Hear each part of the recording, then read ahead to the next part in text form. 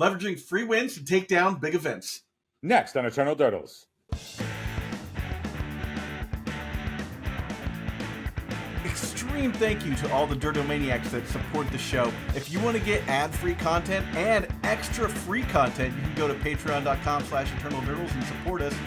Proceeds go to editing the show, upgrading equipment, and helping us travel to events. What it do? Hello and welcome to Eternal Dirtles. I'm your host, Zach Clark, and with me as always, Phil Blackman. Phil, how's it going, man? Zach, so I don't know how to win games because I've never done that before. So perhaps you could show me the way. Well, let me tell you, I had a pretty nice, and we'll have a video up of that soon as well. I had a pretty nice weekend where I 5-2'd a challenge, which is the best I've done on Magic Online since I started playing Magic Online. I've kind of come up with this, I think the two of us have come up with this sort of thesis that if you can play a deck that offers you a non-zero amount of just like free wins throughout the day, and it's like a solid deck on top of that, that's where you want to be. That's where you want to be in Legacy. I would argue that that is the only place you can be in Legacy these days. This is true. I think like my premise for this episode is the stance that, and this is not necessarily news, but not just like not news on my opinion, but news on like what the format is that I think that if you play any deck, you have to have what we are going to define as a free win. Yeah. Like you have to have access to free wins in your deck. You cannot play a deck that solely does like the try and get you to zero unless you're exactly and only Days Wasteland. Eternal Dirtles is proud to be sponsored by Moxfield. Moxfield is the best Magic the Gathering deck building website on the internet. You can create, share, and find decks from Commander to Legacy and even fan-supported formats like Pre-Modern and Old School. You can see all of our decks on our Moxfield. Follow the links below to stay tuned. Yes, if you are a Delver, then you can play a fair deck, yes. You're the only one because you're playing Days Wasteland, which offers you free wins. Like, now, free wins falls outside of like how we're going to define them, but like Days and Wasteland offer you free wins a good chunk of the time that it can sort of slip in as the only deck that doesn't have a quote free win in it. Yeah. Now that's not to say that you can't win games with goblins or punishing Maverick, decks like that. But the decks that are winning events are these decks that offer a legacy power level thing to do on top of a free win on top of that. Yeah, and so to define what we deem as a free win is not having to get your opponent down to 0 life or essentially needing fairly, right? Essentially, I would define a free win as doing something, whether that's assembling a combination of cards or putting a certain kind of card into play, such that it doesn't matter if your opponent exists or not. Yeah. So the second that it happens, you win. So the deck that I've been playing that is of that ilk is Legacy Reanimator, Froginator, if you will. Now, of course, I'm dealing 20 damage to my opponent. I'm going to kill them, by attacking. But the free win part of that deck is the like Entomb, Reanimate, Atraxa. Can you deal with this 7/7 all the keywords flyer? Right? Most decks cannot. So that essentially ends the game as soon as that hits the board. Right? I have to attack a couple of times, but the game is over essentially. Right? The game is functionally ended. Yes. Yeah. So I mean, and to that degree, you could argue that like you could get by playing Grixis Delver, right? But with as it currently stands with the tools that you have available to you, it sort of just would make more sense given the context of the format as it sits that if you were a Delver Days Wasteland player, just play Froginator. Yeah, because that's where I'm at.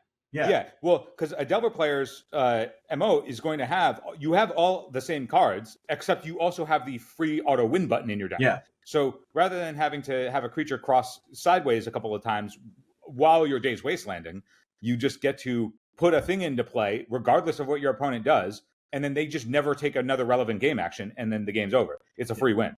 So I think the first point I kind of want to make on these sort of decks is when you're looking for a deck like this, right? You want to look for a deck that has a power level that's slightly above, like sort of an in between Legacy and Vintage power level that hasn't been banned yet, right? Like, So Reanimator is a great like Froginator is a great choice for that because Froginator is basically a Delver deck like we were just talking, but it also has like Splinter Twin inside of it. It's got a 2-card combo that ends the game, right?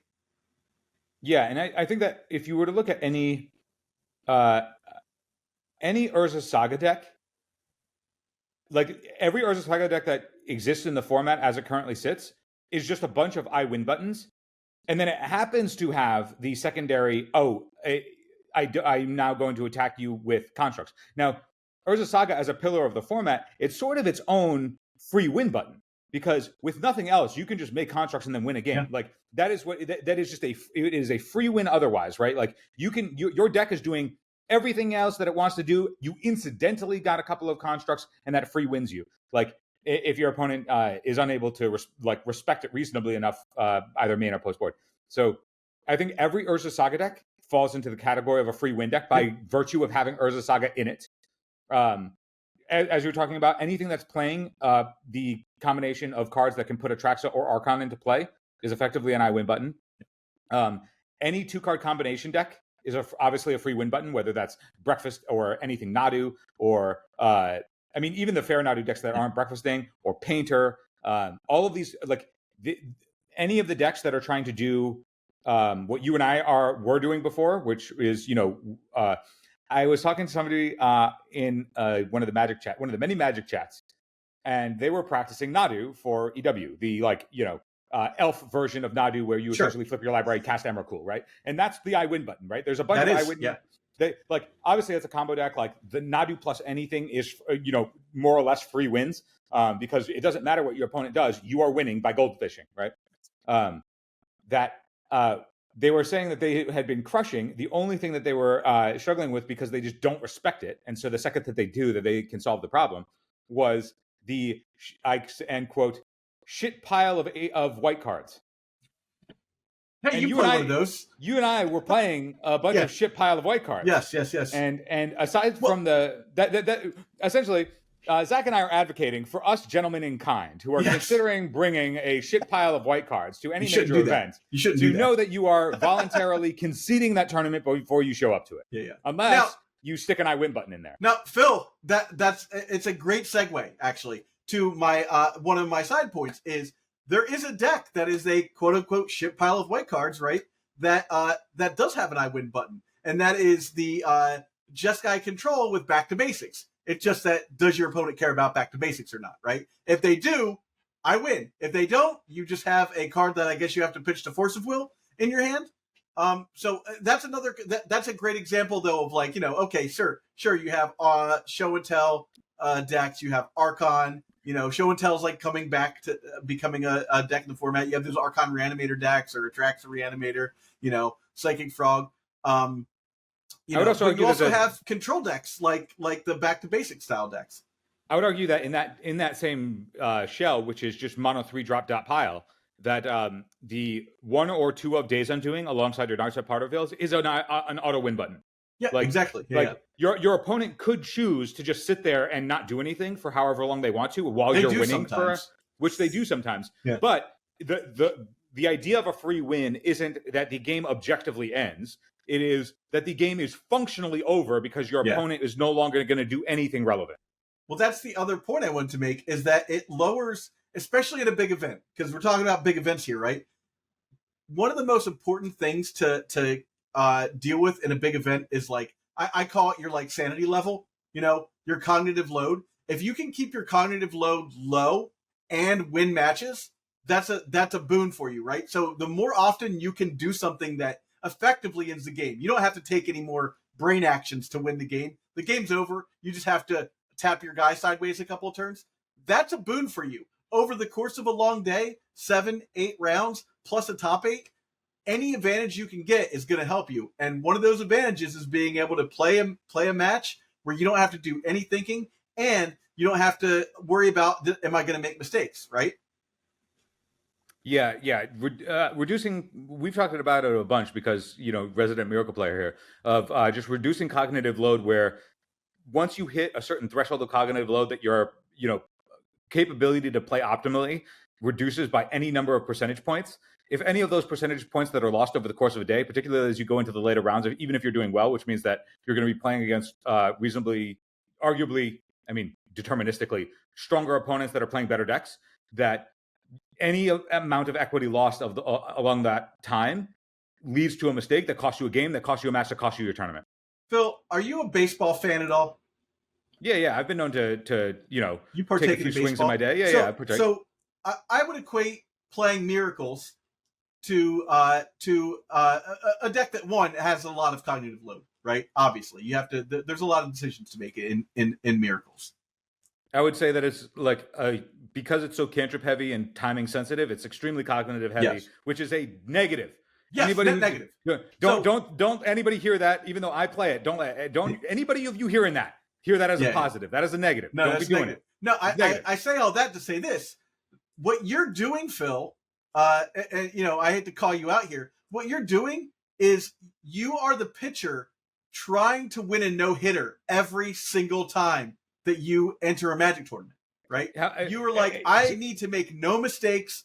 I need to go all the way through, and I can't rely on the rest of my team, as it were. I have to get everything right the entire time. You're trying to win a no-hitter for every single match that you play in a day of Magic.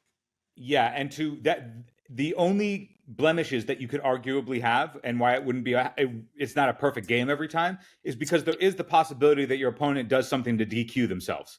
But otherwise, it's just it's always it's like without a free win in your deck, like Miracles is the example right now, but it could be any deck that just doesn't have a free win in it. Yeah. Whatever deck that is, it will just always be an uphill battle unless you and your opponent have somehow gentlemen's agreemented into neither player having an I win button in your deck.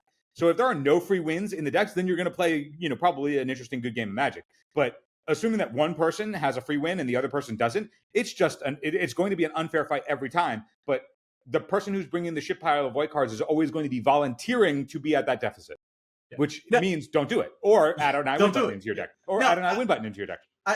Now, again, this is advice we're giving people when they're going to a big event, right? Like, if you want to spike an event, play a deck that's going to spike an event, right? We're not saying don't ever play, don't ever play Miracles ever. Don't ever play Maverick. Don't ever play, elves, regular elves without Nadu. Decks that you would consider fair. Right now, Beanstalk feels that way to me, because I have that like Draco Beanpack deck, right? There's a lot of cognitive load to that deck, and unless you can do the legacy power level thing, which is Guild Pact into Draco into win, right? Then there's a lot of cognitive load to that deck. You have to do a lot of things. You have to worry about a lot of stuff, whereas decks with those I win buttons that are saying I'm doing the most powerful thing in this scenario, you don't have to think too hard about that. Now, like I said, all of those decks are viable at your LGS. And sure, you can play, we have lots of friends that are going to play non-power level things at Eternal Weekend. But if you want to spike an event, this is the advice that I'm giving you and that Phil's giving you, is that you need to be able to leverage free wins. Yeah. And whether that's leveraging free wins in your main board, even if it's a way that you can pivot post board into a free win, like whatever that might be, having access to a free win somewhere in your 75, even if it let's say over the course of a long tournament, it wins your like your free win equity gets you 4 games, right? Just 4 total games across the tournament. Yeah. You aggregate that out, it's like, okay, well, that was 2. I mean, it's 2 matches. If you were to say you can go into any event and you just get 2 freebie matches, like, do you know how valuable buys were when people were playing tournaments? There's a reason why I have 2 Grand Prix day 2s under my belt. That's because I went into the Grand Prix with 2 buys. Yeah. That's the difference between me and a pro player right there. Like, just having 2 buys is enough to get you very far. So if you're making decisions that effectively give you buys, right? Having those free wins, you're just doing yourself a huge favor and upping your chances of winning the tournament, top 8ing the tournament, even placing for prizes in the tournament. And that's kind of where our head's at on that. Yeah, and that is we're doing this episode now because I mean, EW Japan is going to happen a lot sooner than the other ones. It's happening in a month, but there's still time to, if you aren't sure what deck you're going to play at EW and you're going to one of them either in. I mean, I guess a month is also still relatively enough time to pick up a deck and learn it if you're if you just do a lot of volume in a short period of time. And you can do that easier with decks that win for free.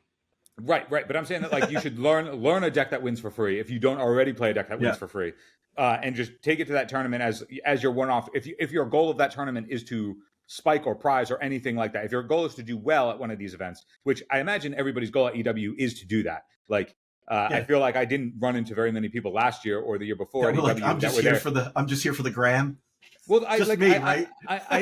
There are times where you'd go to like, the SEGs or the more frequent legacy events back when they were happening, and it's like every month you could expect to go play a major legacy event somewhere where you're like, I'm just here to have a good time, hang out with my friends, grab some dinner, I'm definitely going to play, I'm going to have a good time, but I'm going to play the deck that I like and it's going to be fun.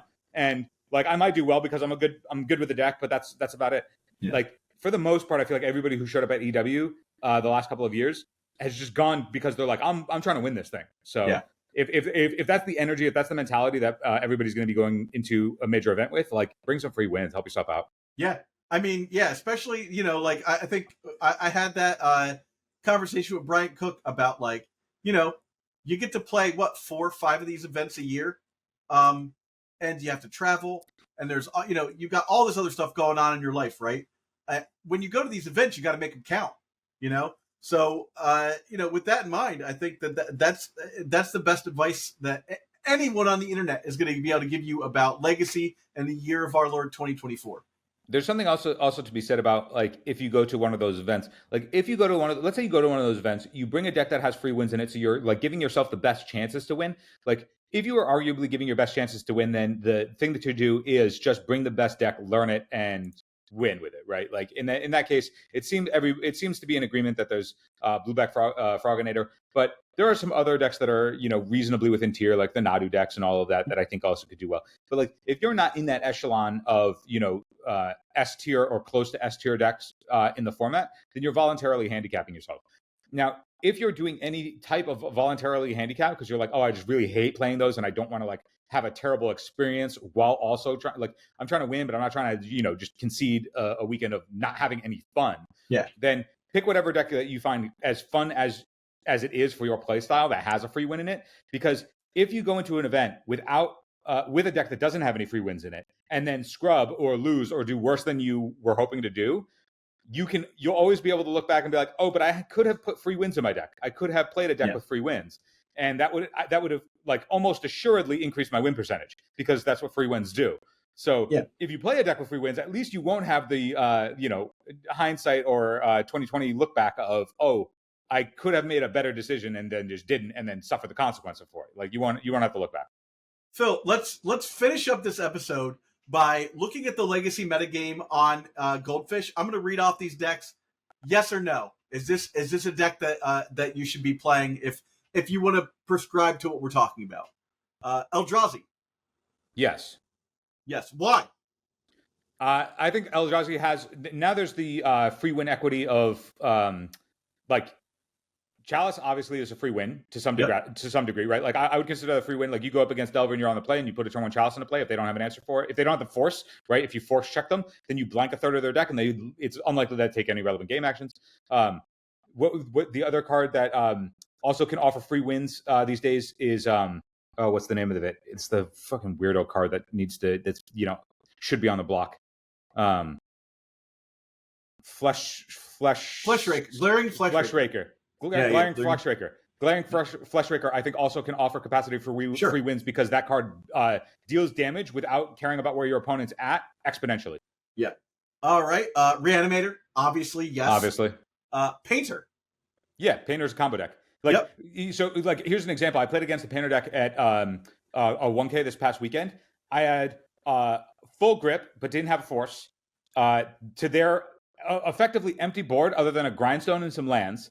And they only had 2 Painters left in their deck, but they drew one of the Painters the exact turn they needed to before they were dead, right? Yeah. And then I died. That's free win equity, right? Like their deck did not do what they needed it to do against what I was doing, to where I had so many more resources that I was in firm control, except they had 2 free win buttons still left in their library, and they drew one of them in the turn that they needed to. Now, even though the odds are against me and are against them in that moment, they did it. That's the point of the deck, right? And it offered a free win where there otherwise wouldn't have been one. And that's why you play those types of decks. All right. Grixis Delver. Grixis Delver, I think anything that's Days Wasteland has the capacity for free wins. Because I would say that this doesn't follow our thesis as much as it's just this is the exception to the rule. Like if you're going to be on a deck, play Days Wasteland. Right? I'm saying Days Wasteland is the singular exception to the free win rule. Yeah. Blue Zenith. So this is the Nadu deck. Yeah. If you have Nadu in your deck, which Nadu is a free win. Yep. Doomsday. Yeah, obviously. Yeah. Anything with Dark Ritual is going to be a free win. Anytime a deck is named after the thing it does is almost always like it's named after a Magic card. If Dark Ritual is anywhere in the deck list, it's a free win deck. Jeskai Control. We spoke about this before. So this is an example of if it is Jeskai Control with the bajillion walkers in it from War of the Spark, it is the argument of do I play the singular Days Undoing or do I not? Or do I play Tuesday? Whatever the number of Days Undoing that you're considering. I would argue that going into any event, that number shouldn't be 0. It should be 1 to offer the free win equity possibility. Stifle Knot. Yeah, Stifle Knot I think offers some free wins. Like the thing of if you do the thing, like if you do the thing, right? Like if you put a 12-12 into play, right? Sure. That is the reasonably unfair thing that can generate a free win out of nowhere, right? Sure. Like my biggest problem with that as a choice, and it does offer free wins, but because Fatal Push is so ubiquitous in the format right now, I think you could also argue that the Stifle Knot deck, because it doesn't do the auto win of carrying what your opponent's doing across the table, like it is still a 2-turn clock when you do the thing, is that it very much could fall into the Days Wasteland category of things because it's a Days Wasteland Stifle deck. Yeah. There are some versions that have cut Stifle altogether in order to play Consign. In which case, it is still doing the thing. It just can't hit. Let's say you can fetch lands. So you can counter your own Dreadnought. Well, it still hits the triggered ability. It hits the triggered ability, but then you can replicate it and counter your own Dreadnought too. You could do it again. Yeah. The offset of it having the utility of countering colorless things like in an Eldrazi favorable meta, like it's good. So people have been swapping to that. So like they can't catch fetch lands with it anymore, but it's still a Days Wasteland plus, threat that ends the game very quickly deck. And I think it falls within the exception. Beanstalk Control. We spoke about this. This is not a deck that I would consider taking at this moment because it doesn't have those free wins. We've argued about this a bunch on the channel where I just think that the Beanstalk is a precon. If you're playing white cards, Beanstalk is a precon, in which case it falls into the ship pile of white cards that relies so heavily on Beanstalk to be good that it's bad. But if you play the Days Wasteland shell version of Beanstalk, then I think it falls. If you're on tempo Beanstalk, Gruul Initiative, against you. This is the I win button. I would argue that initiative is a free win button, though. Initiative is powerful enough that it is just a free wins, which is why the deck is. It's getting the initiative, but it's also getting Blood Moon, and Blood Moon is a free win. Yeah. All these cards that are Cephalic Breakfast style, is a yes. Obviously, yep. Right, Lands. Yeah, I think Lands has the free win equity in that it does have Loam Lock on people, and I think Loam Lock is a free win, right? Sure. Against some people, right. But that to caveat, everything. I'm not saying against some people. The range of what a free win means. Like there are some decks that are just free wins against the actual factual everything, right? If you are a combo deck that actually wins the game via your combo, that's a free win, right? Like Painter Grindstone, Cephalid Illusionist plus thing that targets it, Nadu plus thing that targets it, but like Atraxa, Reanimate Atraxa. Pretty much 9.5 out of 10 times is a free win, but maybe there's the one time where it doesn't get there. Maybe there's the times where initiative doesn't get there, but for the most part it would if it's in play, unless your opponent is respecting it in a very specific way. The deck that we're on right now. We're going on to Mystic Forge combo. What was the one right beforehand? Oh, Lands. So Lands can wasteland lock your opponent if their deck is agreeable to that. Now, there are some decks, like if you go against the Jeskai Control deck, where there are, on 7 basics, you're not going to have that free win equity. But just because you don't have free win equity against everybody doesn't mean that you're not playing a deck with free wins. So, it's okay True. to Very not true. hit everybody or hit all the time on your free wins, as long as you have access to free wins in your deck somewhere over the course of a tournament. All right, I'm going to raffle off the last three because the answer for all three of these is yes. And then I want to do a count. So we've got Mystic Ford Combo, Mono Red Initiative, Sneak and Show. All decks that offer free wins. So out of the top 15 decks in the format, we have just Grixis Tempo and Beanstalk Control that are Stifle not free wins decks. And then maybe Stifle Not. Maybe Stifle Not, right. Maybe the argument. So that's what, also, 3 out of 15? Also, speaking of, Lands also has free wins of Make a 2020. It does. Yeah. You can just win out of nowhere, yeah. right? Like, your opponent can just be shellacking you. I would argue like, that that's even more of a free win than waste locking somebody, because at least that's like relevant to everybody for the most part. Right. But that's, there you go. There's a perfect example. Almost every deck that is good in the format right now is a deck that offers that free win position. So it shouldn't be a foreign concept to you. But again, when you're thinking about taking down a big tournament, free wins are the way to go. Leverage those free wins. And you want to know why free wins, to tie it back to another concept that we've talked about on the cast before, free wins are so powerful because if you have a free win and I don't, you control the narrative. From the jump, you control the narrative. I have to play defense, stopping you from doing the thing that gives you the free win. Where you're like, I can just free win this guy out of nowhere. Yeah. And that puts them in a position where they're spending extra cards to cast Force of Will. All of a sudden, you go to parity, but you have a Psychic Frog on the board or something like that. Like you go to a point where you start playing the fair game, but your fair game included an unfair plan that your opponent had to respect constantly over and over and over again. So and that's also partially why, like, the having to respect the thing that you're doing, regardless of whether or not there's known information, is part of why that's so powerful. That's why in my POV is that Days Wasteland like falls into the category of free wins, because your opponent, if they walk into Days, might just get blown out into free win, right? Yeah. Like there will just be those moments. But then there will be other times where they just voluntarily time walk themselves around the thing that would give you the free win, and then that leverages you something like value that you otherwise wouldn't have had, regardless of whether or not you have the thing that they're playing around. And it increases cognitive load on your opponent. Yeah. Right? Over the course of the day, if you're increasing the cognitive load of every one of your opponents, that is a plus in your favor. Like, here's you have a better chance of winning. Here's a good example. There was I don't remember when he was on the cast that he had mentioned it. He was doing an interview with us. You were interviewing Doomsday aficionado Eric Radikowski, and he was like, "Yeah, when I sit across from Phil, I know he's never putting a clock on me. Yeah, he might bury me under cards or whatever, but I know he's never putting a clock on me, so I never have to feel pressure of my life total getting tacked or whatever." And so but the reduction in that cognitive load of knowing that he is never going to face like fear of a clock. I'm not going to flash in a Snapcaster Mage and put him to 8. But even if that's the case, like the idea that that's the best that could happen that's to the him, best if he's sitting against a shit pile of white cards, it's like how much relief does that give him and offer to his cognitive load over the course of not only just a match, but if that were in a large tournament, he sits down in round 10 and plays against a shit pile of white cards, and he's like, oh, this is great. Like, they're not going to put a clock on me. I have 5 turns to figure out what I want to do. Yeah. All right. Well, with that said, thank you everybody for watching. If you get a chance, check out our Patreon. We've got some great exclusive content coming up. And if you get a chance, check out this video we've got right here where we interview Reed Duke. Before you go, I need some help. Please subscribe to this channel and do your part to help sustain the Legacy content ecosystem. Just subscribing to this channel goes a long way to reminding YouTube that people love and support this format. Now, if you really want to go the extra mile, you should think about supporting us through Patreon. Both the links for subscription and Patreon are right here. And if you're listening on an audio format, you can go to patreon.com/eternaldurdles. Thanks so much for watching.